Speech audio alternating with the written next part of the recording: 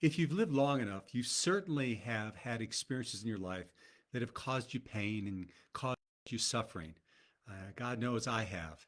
And, I one time, though, had a teacher tell me that it's not the event that causes us the pain, it's the stories that we tell ourselves about those events, the holding on that we continue to do.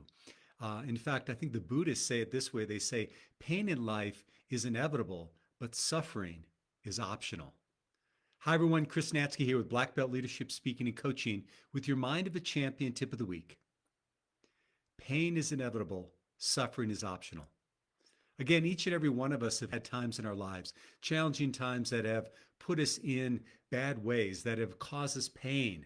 And it's not so much on what the exact element is of those instances, but it's about how we respond to them.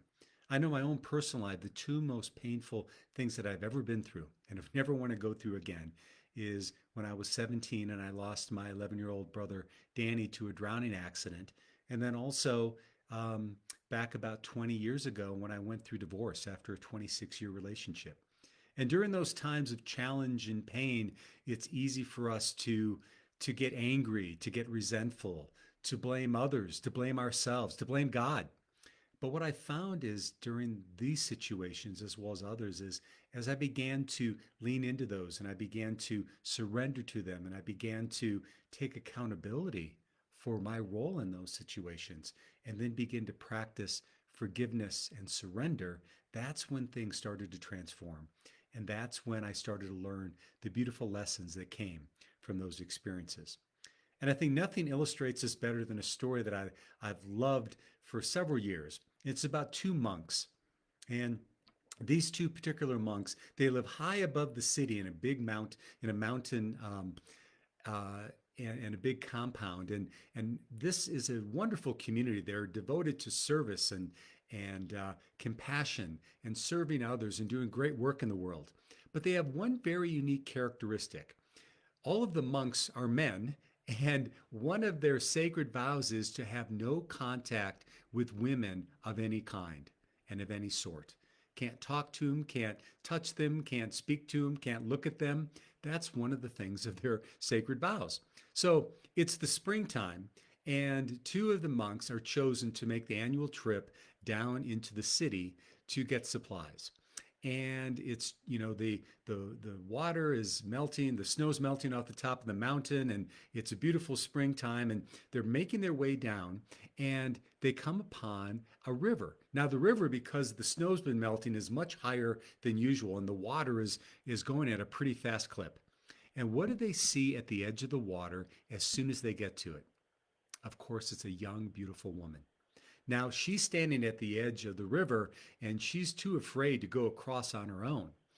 And the monks know that the only way to cross this river outside of going directly across it at this moment is to go about 8 miles upstream. And so they decide they're going to take and go across the river themselves. And the first monk, though, sees the woman standing there, approaches her, says hello. They exchange a few pleasantries, and then he picks her up, puts her on his shoulders, and carries her across the rapid river. He gently sets her down, and when he does, she's so overjoyed, she embraces him and gives him a kiss on his cheek and thanks him and goes on her way. Well, the second monk makes it across the river as well, but I got to tell you, he's one pissed off monk. He can't believe that his brother has gone against their sacred vows. So for a couple of hours, they're walking in silence.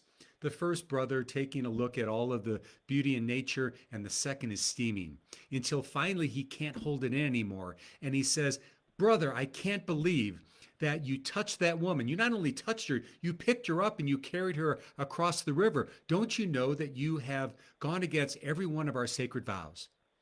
And the first monk looks at him and smiles and he says, "Oh, my dear brother, I set the woman down 2 hours ago. Why are you still carrying her?" So the question is, in our own lives, what are we still holding on to?